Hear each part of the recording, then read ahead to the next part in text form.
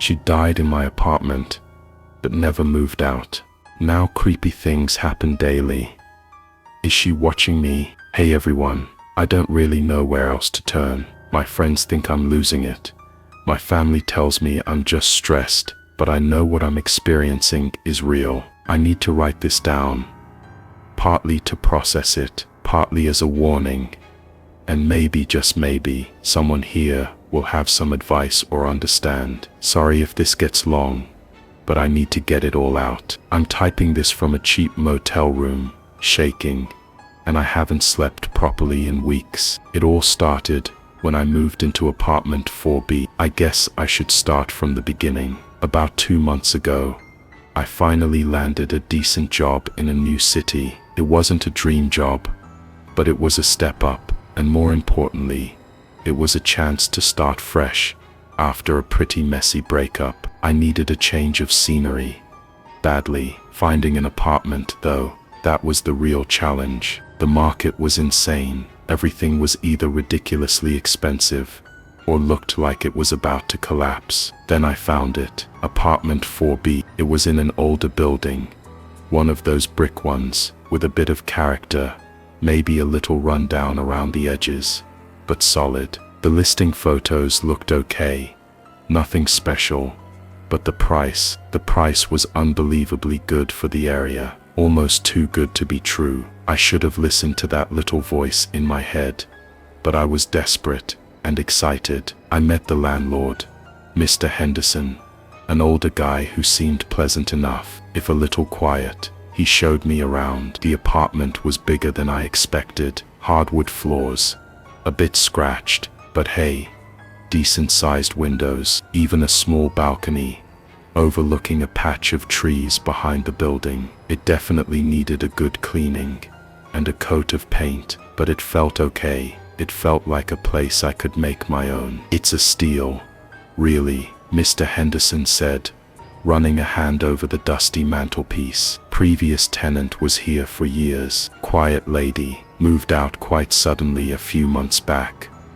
Oh, I asked, trying to sound casual. Everything okay? He sort of shrugged, avoiding my eyes. Just decided it was time for a change, I suppose. Left in a bit of a hurry. Didn't even take all her things.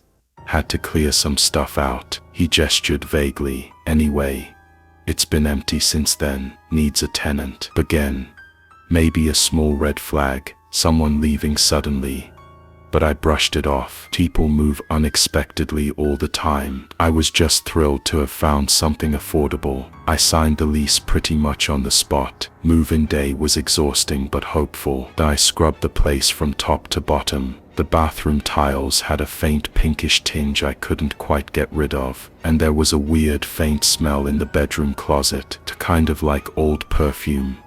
And maybe something else, musty, stale. Ty bought a bunch of air fresheners and figured it would fade. The first week was fine. Unpacking, settling in, starting the new job, the usual chaos of moving. The building was quiet, mostly older residents, it seemed. I heard the usual apartment noises, muffled TVs, footsteps upstairs, pipes clanking, nothing out of the ordinary. The first weird thing happened about 10 days in. I came home from work, exhausted, and went to take a shower. But as I was drying off, I noticed it. A single long dark brown hair stuck to the shower wall. Definitely not mine.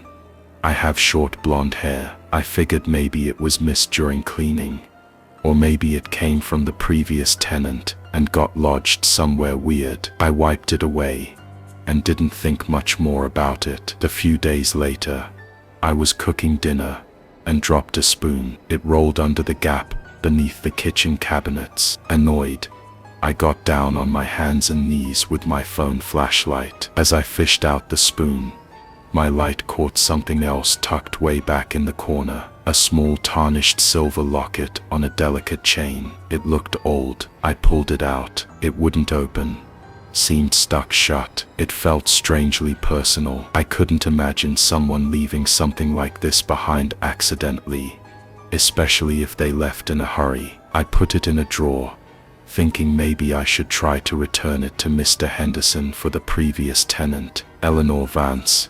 Her name was on some junk mail that still occasionally showed up. Then the smell started, not the musty closet smell, but wafts of that same faint perfume I'd noticed initially. Sometimes I'd walk into the living room and catch a distinct scent of lavender and vanilla, just for a second, then it would be gone. Or I'd be sitting on the couch and suddenly smell it right near me. Air fresheners, drafts carrying scents from other apartments. I tried to rationalize it. The junk mail for Eleanor Vance kept coming, mostly catalogs and flyers, but one looked like a personal letter. I felt weird about it, but I eventually wrote return to sender, moved on them, and put them back in the mailbox. Things started getting a little more unsettling. I'd come home and find a kitchen cabinet door slightly ajar, one I knew I'd closed, or the bathroom door, which I always leave open to prevent mildew,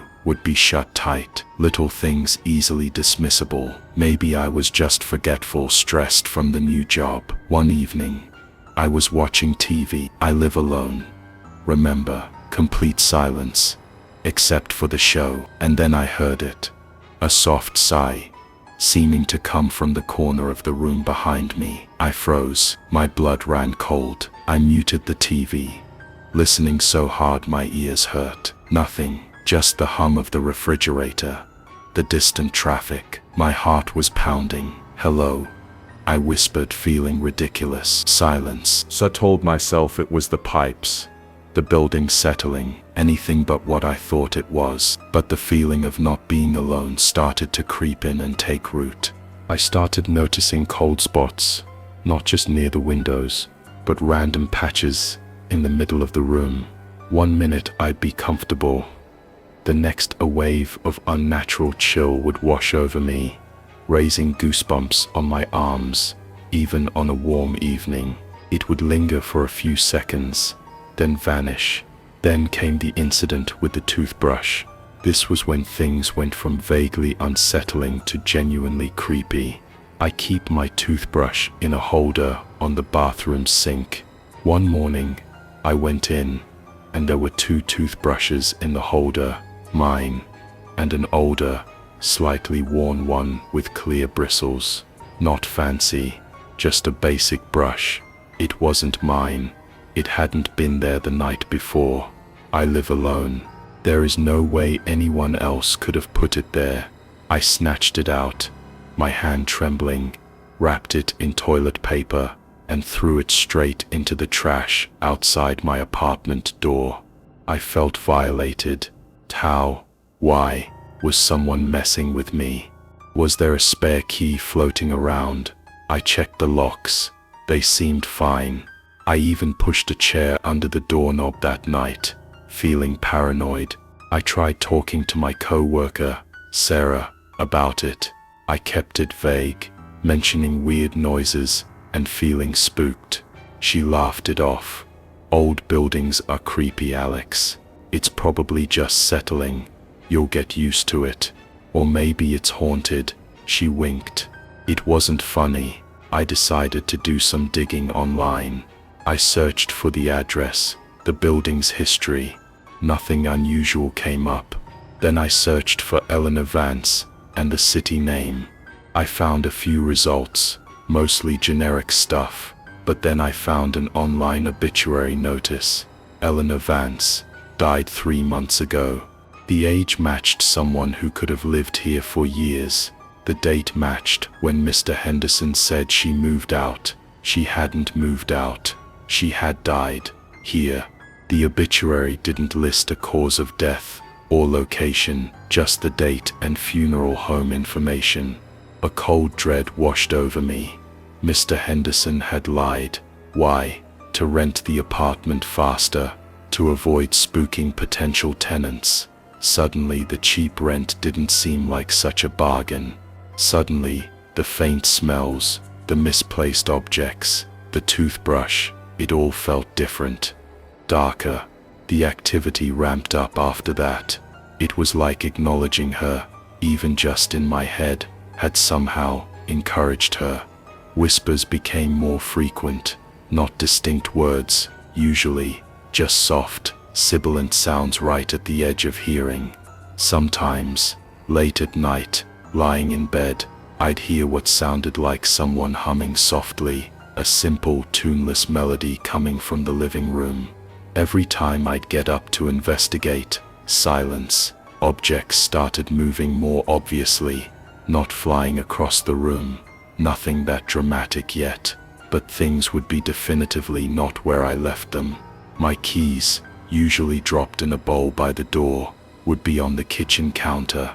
A book I'd left on the nightstand would be on the floor. The locket I'd found reappeared, placed squarely in the middle of my pillow one morning. I threw it in the trash again, feeling a surge of anger and fear. The next day, it was back, sitting on the bathroom sink. I started feeling watched, constantly. Even in broad daylight, the hairs on the back of my neck would prickle. I'd be reading on the couch, and have the overwhelming urge to look over my shoulder, convinced someone was standing right behind me. There never was, but the feeling was suffocating. One night, I woke up abruptly around 3 a.m. Pitch black, utter silence. Then a floorboard creaked just outside my bedroom door. My breath hitched. I strained my ears. Another creak, closer this time, like someone taking a slow step. Then another. My heart felt like it was going to explode. I squeezed my eyes shut, pulling the covers up to my chin like a little kid, praying for it to stop, for morning to come.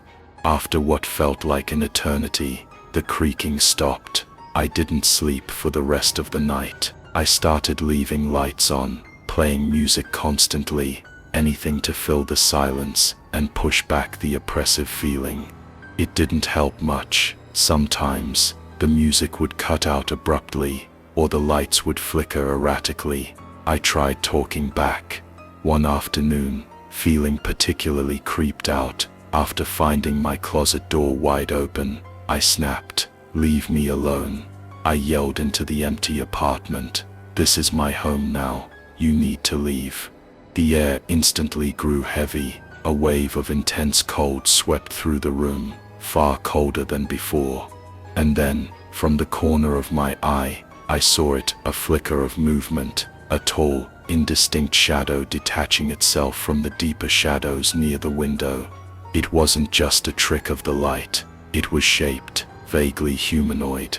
It lingered for a split second, then vanished. I stumbled back, gasping, my legs weak. That was the first time I saw something. Things escalated further. The whispering sometimes sounded like my name, Arzelex, drawn out and wispy, seeming to come from right behind my ear. The lavender and vanilla perfume smell became stronger, sometimes almost sickeningly sweet, and it would linger for minutes.